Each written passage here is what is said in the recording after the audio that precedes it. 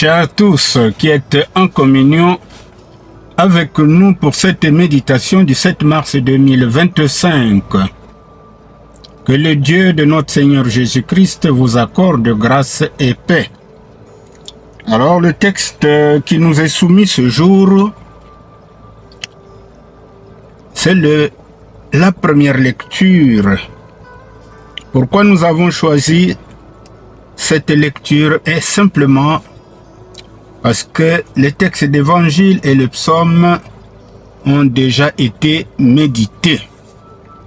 Alors, en ce qui nous concerne donc, nous allons méditer ce jour Ésaïe 58, les versets 1 à 9.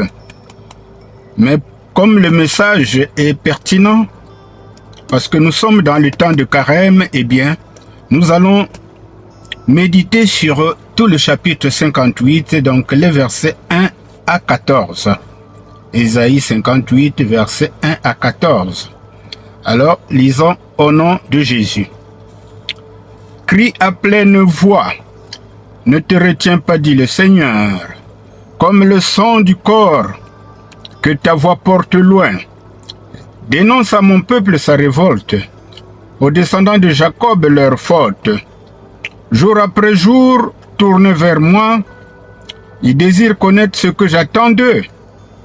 On dirait une nation qui agit comme il faut et qui n'abandonne pas le droit proclamé par son Dieu. Ils réclament de moi de justes jugements et désirent ma présence. Mais ils me disent, à quoi bon pratiquer le jeûne si tu ne nous vois pas? À quoi bon nous priver si tu ne le remarques pas?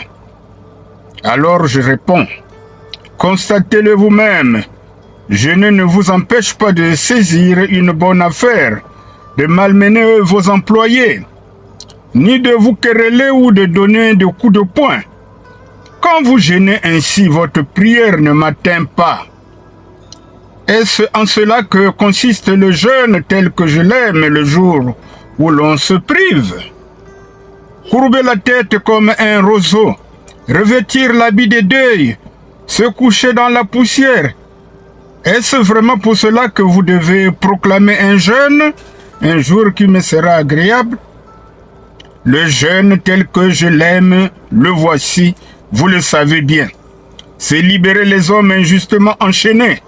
C'est les délivrer des contraintes qui pèsent sur eux. C'est rendre la liberté à ceux qui sont opprimés. Bref, c'est supprimer tout ce qui les tient esclaves.